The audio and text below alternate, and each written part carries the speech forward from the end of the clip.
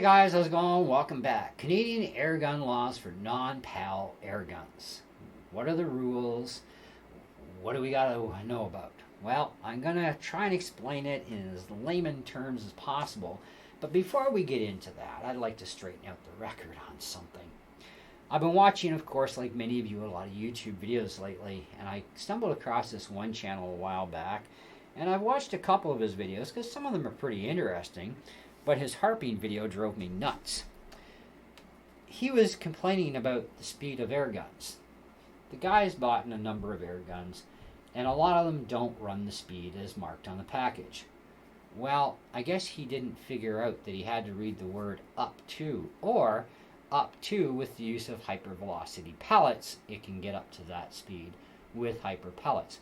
Now this particular gun is my Remington 1875, and it actually says up to 450, but it doesn't say if that's with the pellets or if it's with the BBs. Who knows? But I mean, the gun is what the gun is. Now, if I'm not happy with the chronograph results and it's nowhere near this rating, I can try hyper pellets or hyper BBs. And if that still doesn't do it, well, I could always modify the internal power plant and get it to run with standard weight pellets or standard weight BBs to be closer to the 500. Problem is BBs are definitely a lot lighter than pellets. So you're going to have to modify it for the BB side to stay under 5. Because if you modify it for the pellet side to stay under 5, the BB side will go well over 5, which will make it a restricted pistol. And that can get you in a lot of trouble because it's also going to be not only restricted but prohibited because they don't make a PAL version of this pistol. So it would be at that point an illegally modified air gun. Okay? So you got to be very careful when you're modding stuff, especially when they're dual ammo guns. Anyways. But failing to read the words up to is the annoying part because this person had bought a pile of guns, put them through his crony, and some of them are actually like even 100 feet or 140 feet below what the package says. Well, of course it is, because it says up to. It doesn't actually say it's going to do that, because a manufacturer can't actually say that and it be truth, because that would make that manufacturer a liar and could get them sued very easily, okay? And being the fact that no two air guns, even of the same model, are going to shoot the same speeds, they're not going to have the same sight alignment with scopes or open sights, etc., etc., etc., there's no way to say, to write it in stone that the gun will do this actual speed, okay? But it has the potential to get up to those speeds generally with hyper ammo, okay? So be aware that the speed that you see on the package, read carefully. It says up to. And I would say that every gun I've bought in the last while has said up to this speed with hyper pellets or just straight up to, okay? And we've seen the crony results ourselves on my gun collection that I've been buying this year. And we've seen all the crony results of these guns, of what they're actually doing in the real world with different pellet weights, okay? So we know how things are being affected. We know that the Springer guns and the nitro guns tend to run a little on the hot side, okay, until they start to settle down. But even brand new out of the box, they're running a little hot. They run under the 5, they'll run a little hot again. Now, after about 400 rounds even through my Phoenix, that thing has pretty much settled down now to about 490s, okay? So I'm about 495 to 497. I get the 498 in there, you know, and that's about where it's settling out at. And the same thing with my my F11. It was a little erratic for a while, and I've popped a lot of rounds through it, okay? And it's settling out quite nicely too. Same as my Benjamin, it's actually starting to finally break in. For some reason, a nitro gun breaks in faster than a Springer, so I still think I got about another couple hundred rounds to throw through that Benjamin before it finally settles down. Even CO2 guns, pumper guns, PCP, high pressure air, these guns need time to settle down and break in and seat their parts as well. So they're going to run a little weird too for a bit until they actually break in. And but anyways, generally the rule is pretty simple when it comes to air guns in Canada for our non-licensed stuff. Okay, they're regulated at under 500 feet per second. Okay. Some manufacturers go way overkill on their mods. Crossman is bad for that, especially on their 1377. They went way overkill. It's pathetic, but you can tweak that either way. Change a few parts around, gain a bit of extra speed, and go closer to that 500 range in the pistol side and still stay legal. So we are limited to the 500 feet per second and X amount of foot-pounds, right, with that. Now, we are allowed to generate all the energy we want out of an air gun, okay, but we got to be careful, all right? If you are taking a 22 caliber, for example, now, I like heavy pellets, like the next guy. I like 20, 30, 40 grain pellets. I think they're kind of cool.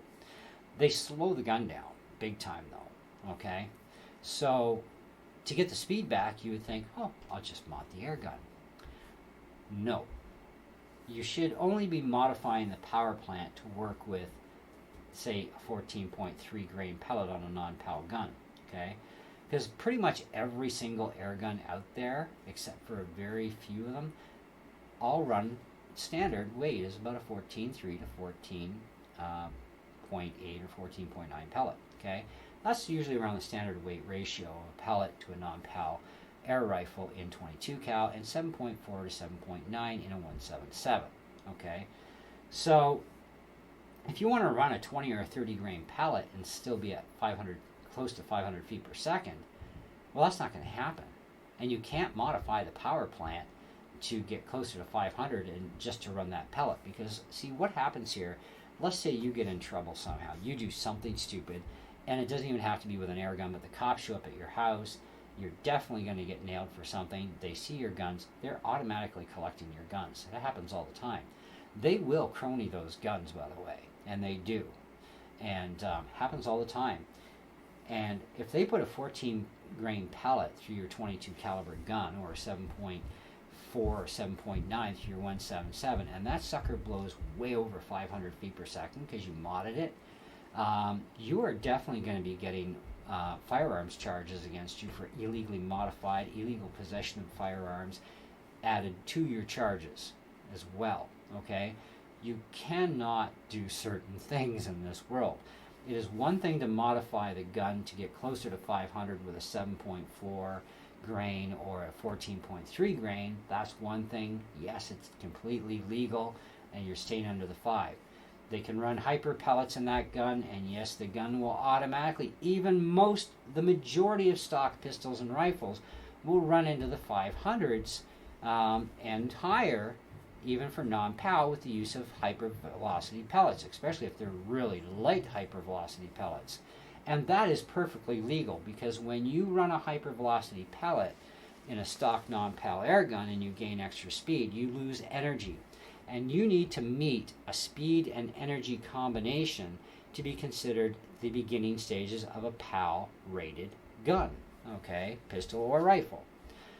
So as long as those two requirements are not met, you can go fast and lose energy, or you can go slower and gain energy, depending on how things are done. But you cannot modify the gun to run a heavier weight pellet at the higher velocity, still staying under 500, and gain more energy, because when you run a standard weight pellet in that same said gun, it's going to run that gun over 500 feet per second, which it never did from the factory. That's where your problem happens. So the only solution for this is changing to a higher caliber gun.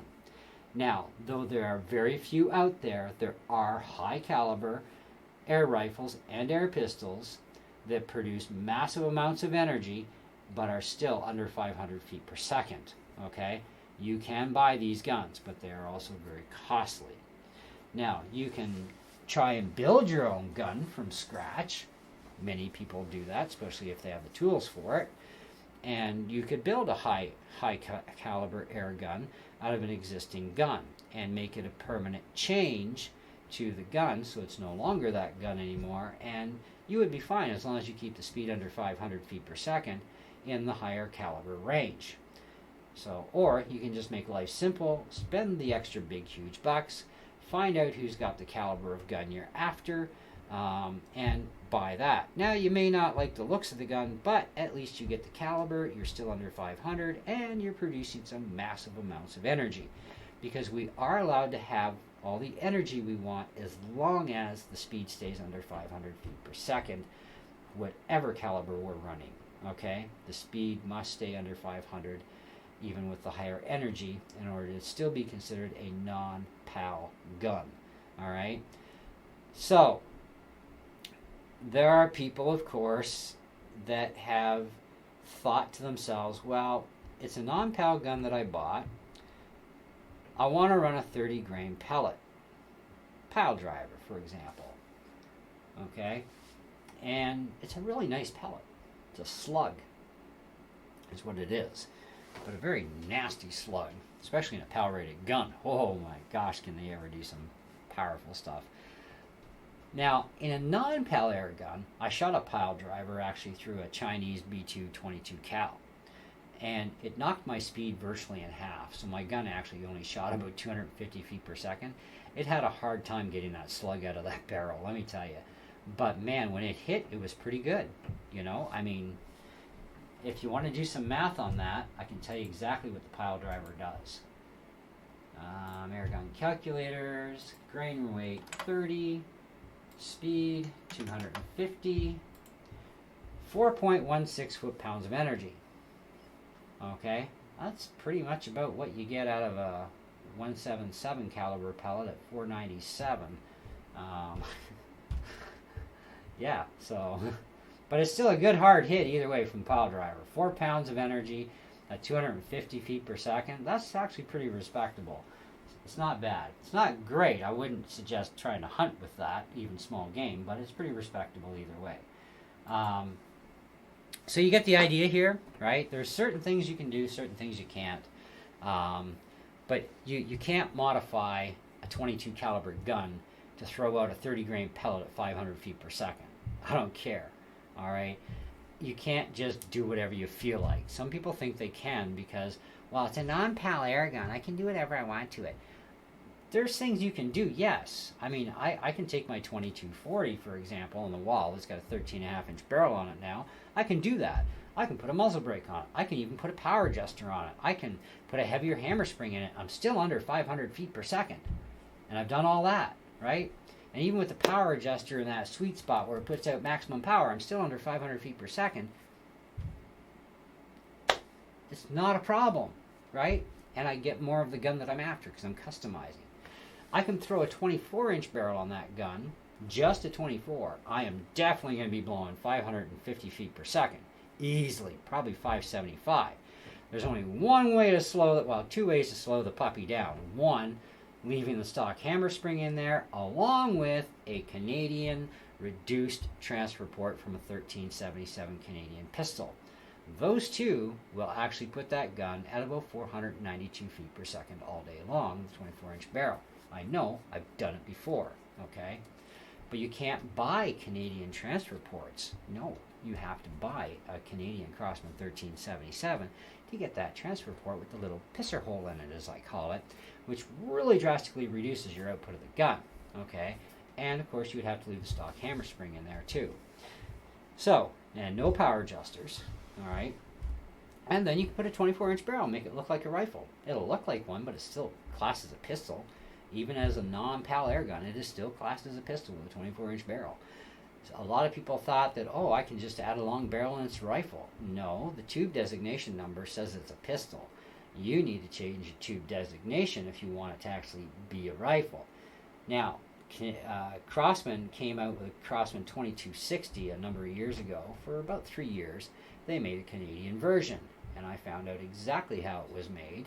And of course, I built one because I didn't feel like paying the price of the one at, I think it was Elwood like Epps Gun Store, Elwood Epps or whatever they call the place. Anyways, I found one, and it's like he only had the one in stock, and I wasn't going to pay his price for that. It's way too expensive. And so I built one from parts, and no problem. Non-PAL, stayed under 500 feet per second. Great gun.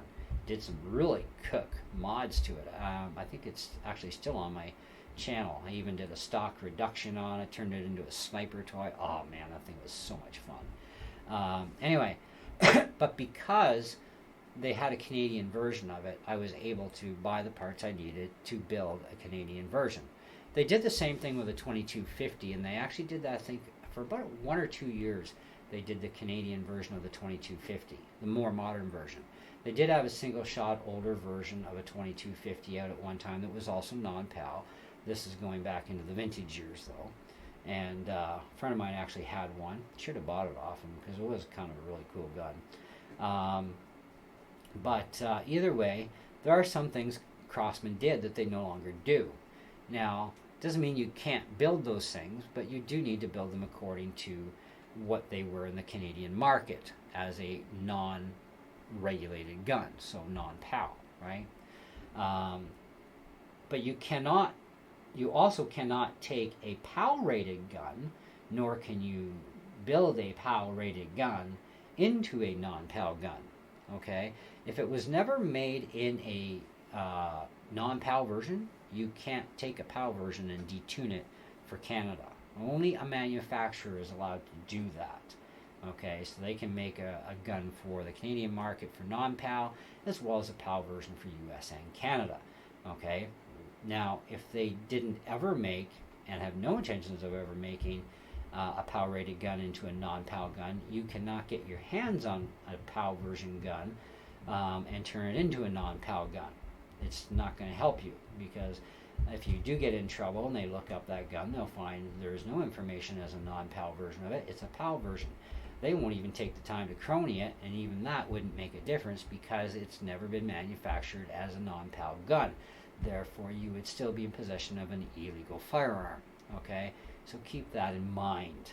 All right, some people like to try anything to get around the rules and the laws, and they find themselves stumped a lot of times because they don't understand how things work, which is why I'm trying to do this video for you guys to help you better understand the laws better, what you can and cannot do with air guns. Okay, so anyhow, that's pretty much the gist of it.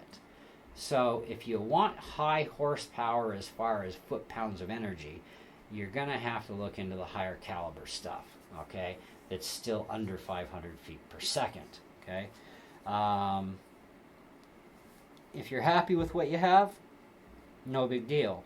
If you need to modify your air gun to go closer to that 500, because it's running a little slow, yes, you can do that as long as you still keep it under 500 with stock ammo, okay? You can't be running heavy ammo and modifying the gun to run heavy ammo, because when you go back to the lighter stuff, it's going to run too fast, and that's the problem. So that's what I got for you guys. Hopefully you understand what I'm talking about. If you do have questions, feel free to ask. I may have missed something along the line somewhere, but I don't know, so ask away anyways, and I'll see what I can do to help you out on it. In the meantime, thank you so much for watching. Hope you enjoyed the video, and we shall catch you on the next one. See ya.